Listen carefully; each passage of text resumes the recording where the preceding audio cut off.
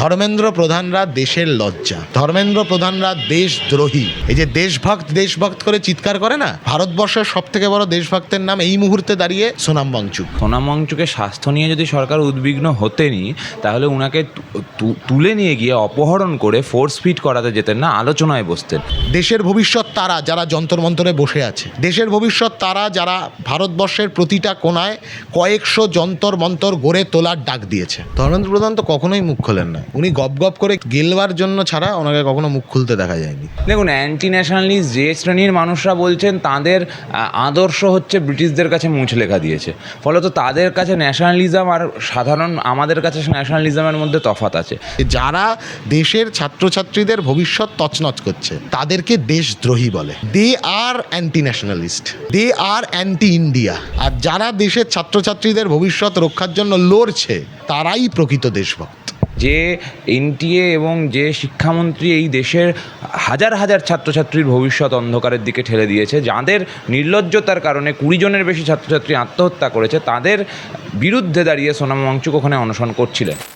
দিল্লির জান্তার মান্তারে যে প্রতিবাদ চলছিল শিক্ষার ব্যবস্থাকে হাল ফেরানোর জন্য, সেই জায়গায় দাঁড়িয়ে দেখা যাচ্ছিল সোনাম ওয়াংচুক তিনি অনশনে ছিলেন। তার অনশন বন্ধ করে দেওয়ার জন্য সরকার প্যারামিলিটারি পাঠিয়েছে এবং রীতিমতো চাদর দিয়ে ঢেকে তাকে তুলে নিয়েছে। এই পুরো প্রক্রিয়াকরণে কোনো রকম মুখ খুলছেন না ধর্মেন্দ্র প্রধান বা তাদের সরকার। কীভাবে দেখছেন? ধর্মেন্দ্র প্রধান তো কখনোই মুখ খোলেন না, উনি গপ গপ করে গেলবার জন্য ছাড়া ওনাকে কখনো মুখ খুলতে দেখা যায়নি।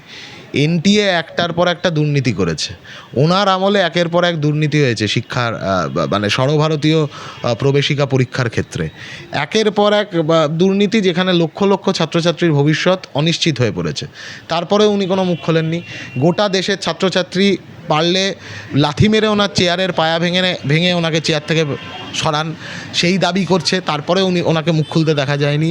সোনাম ওয়াংচুকের মতন একজন বিশ্ববরেণ্য শিক্ষাবিদ, উনি একটানা 21 দিন অনশন করছেন, তারপরেও ওনাকে কোনো মুখ খুলতে দেখা যায়নি ধর্মেন্দ্র প্রধানকে, বা বিজেপির সরকারের কাউকে মুখ খুলতে দেখা যায়নি।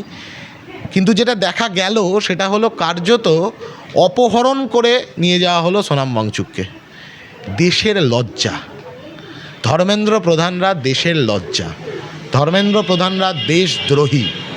এই যে দেশভক্ত করে চিৎকার করে না, ভারতবর্ষের সব থেকে বড় দেশভক্তের নাম এই মুহূর্তে দাঁড়িয়ে সোনাম ওয়াংচুক, যে 21 দিন ধরে এই দেশের লেখাপড়া, এই দেশের ছেলে মেয়েদের ভবিষ্যতের ভারতবর্ষকে রক্ষা করবার জন্য লড়ে যাচ্ছেন, এখনও অবধি লড়ে যাচ্ছেন দাঁতে দাঁত চিপে। দেশের ভবিষ্যৎ তারা যারা যন্তর মন্তরে বসে আছে, দেশের ভবিষ্যৎ তারা যারা ভারতবর্ষের প্রতিটা কোনায় কয়েকশো যন্তর মন্তর গড়ে তোলার ডাক দিয়েছে। আগামীকাল পার্লামেন্ট অভিযান হবে, সম্মুখ সমরে নামবে দেশের ছাত্রছাত্রীরা বনাম দেশের সরকার। দেশের সরকার দেশদ্রোহী, দেশের ছাত্রছাত্রীরা দেশভক্ত, এইটা প্রমাণ হচ্ছে ভারতবর্ষের মাটিতে। এই জায়গায় দাঁড়িয়ে অনেকেই সোশ্যাল মিডিয়ায় বলছেন যে সোনাম ওয়াংচুক তিনি যে অনশন করছেন তিনি নাকি অ্যান্টি ন্যাশনালিস্ট, এমন ধরনের কথা বলছে, আর তাকে সমর্থন করছে নাকি। আমি শুরুতেই তো এই জন্য তার উত্তরটা দিয়ে দিলাম। এই প্রশ্নটা তুমি করবে বা এই প্রশ্নটা অনেকে করছে তো বোঝাই যাচ্ছিল, ওই জন্য আমি শুরুতেই তো তার উত্তর দিয়ে দিলাম যে যারা দেশের ছাত্রছাত্রীদের ভবিষ্যৎ তছনছ করছে তাদেরকে দেশদ্রোহী বলে। দে আর অ্যান্টি ন্যাশনালিস্ট, দে আর অ্যান্টি ইন্ডিয়া।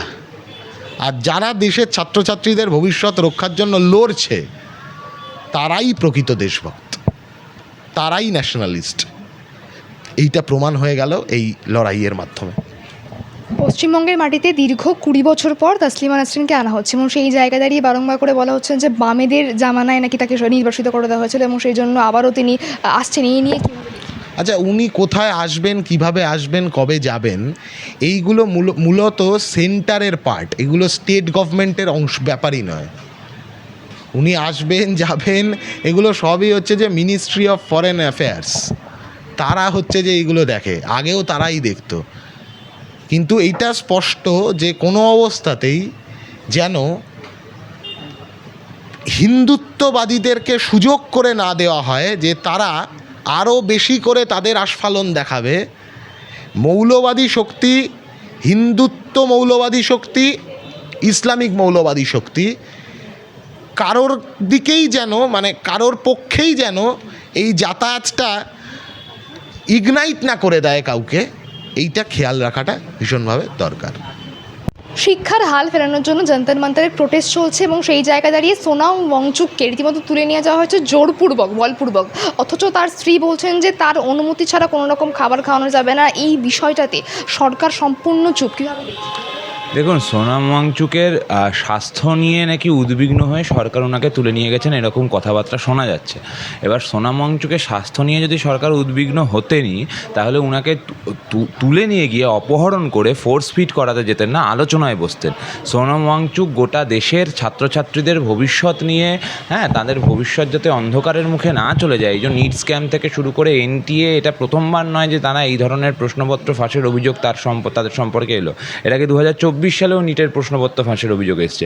একাধিক এই ধরনের পরীক্ষা যেগুলি এনটিএর দায়িত্বে ঘটেছে, প্রত্যেকটাতেই এই ধরনের একটা পেপার লিক বা এই ধরনের দুর্নীতির অভিযোগ আসছে, বারবার করে আসছে। কিন্তু হয়তো নিটের যে এই এনটিএর যে প্রধান, সে আরএসএসের কাছের লোক বলে বা ধর্মেন্দ্র প্রধানকে তার কিছু ব্যক্তিগত লাভ ফায়দা ইত্যাদি ইত্যাদি আছে বলে এনটিএর বিরুদ্ধেও কোনো তদন্ত হচ্ছে না, বা যে শিক্ষামন্ত্রীর তত্ত্বাবধানে এই গোটাটা ঘটছে তিনিও পদত্যাগ করছেন না। সেই দাবি নিয়ে যে এনটিএ এবং যে শিক্ষামন্ত্রী এই দেশের হাজার হাজার ছাত্রছাত্রীর ভবিষ্যৎ অন্ধকারের দিকে ঠেলে দিয়েছে, যাদের নির্লজ্জতার কারণে 20 জনের বেশি ছাত্রছাত্রী আত্মহত্যা করেছে, তাদের বিরুদ্ধে দাঁড়িয়ে সোনাম ওয়াংচুক ওখানে অনশন করছিলেন। এবং যদি দেশের সরকারের সত্যি করে এই দেশের মানুষের প্রতি, এই দেশের ভবিষ্যতের প্রতি, এই দেশের ভবিষ্যৎ প্রজন্মের ভালো করার ইচ্ছা থাকতো, বা সোনাম ওয়াংচুকের স্বাস্থ্য নিয়ে উদ্বিগ্নতা যদি সত্যিই থাকতো, তাহলে ওনাদের সঙ্গে এসে আলোচনা করতেন দেশের সরকার। কিন্তু দেশের সরকার সেটা করলেন না। পুলিশ পাঠিয়ে ওখানে লাঠিচার্জ করা হলো, সোনাম ওয়াংচুককে অপহরণ করে তুলে নিয়ে যাওয়া হলো। ফলত আদেও যে বিজেপির সরকার ছাত্রছাত্রীদের নিয়ে কনসার্ন, দেশের মানুষকে নিয়ে কনসার্ন, এরকমটা নয়। আসলে ধর্মেন্দ্র প্রধান থেকে শুরু করে বিভিন্ন যে প্রাইভেট প্রতিষ্ঠানিক সংস্থা যারা এই পেপার লিকের ফলে লাভবান হচ্ছে, তাদের স্বার্থ রক্ষার জন্য এই বিজেপির সরকার যা করতে পারে তাই এর আগেও করেছে, ভবিষ্যতেও করার চেষ্টা করবে। কিন্তু গোটা দেশের ছাত্র সমাজ এই মুহূর্তে পাল্টা দিতে প্রস্তুত। ফলত এই লড়াইটা এত সহজ হবে না। সোনাম ওয়াংচুককে এক শ্রেণীর মানুষ বলছে অ্যান্টি ন্যাশনাল। দেখুন, অ্যান্টি ন্যাশনালিস্ট যে শ্রেণীর মানুষরা বলছেন, তাদের আদর্শ হচ্ছে ব্রিটিশদের কাছে মুছ লেখা দিয়েছে। ফলত তাদের কাছে ন্যাশনালিজম আর সাধারণ আমাদের কাছে ন্যাশনালিজমের মধ্যে তফাৎ আছে। তারা সাভারকারকে আদর্শ মানেন, যারা ব্রিটিশদের কাছে মুছ লেখা দিয়েছেন। আমরা ভগৎ সিং, সুভাষ বোস, ক্ষুদিরাম বোস, সূর্য সেনদের আদর্শ মানি, যারা নিজেদের প্রাণ যাবে জেনেও ব্রিটিশদের সঙ্গে শেষ মুহূর্ত পর্যন্ত লড়াই করে গেছেন দেশের স্বাধীনতার জন্য। ফলত ওরা সোনাম ওয়াংচুককে অ্যান্টি ন্যাশনালিস্ট বললো কি বললো না, তাতে কিছু যায় আসে না। ওরা ব্রিটিশদের দালাল ছিল, এখন আমেরিকার দালাল হয়েছে। একটা সময়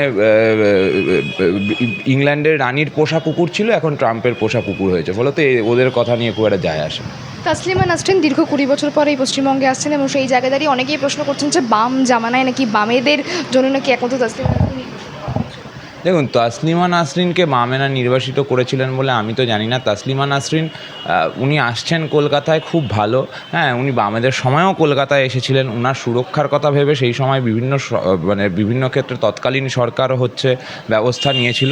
তাসলিমা নাসরিন আসছেন, আসুন কথা বলুন। কিন্তু তাসলিমা নাসরিন যাদের সঙ্গে স্টেজ শেয়ার করছেন, তাসলিমা নাসরিন আসা নিয়ে অনেকেই খুবই আনন্দ উৎফুল্ল হয়ে উঠছে যে এরকম একজন মুসলমান মৌলবাদ বিরোধী একজন মানুষ, যিনি মহিলাদের পক্ষে কথা বলছেন, তিনি বাংলায় আসছেন।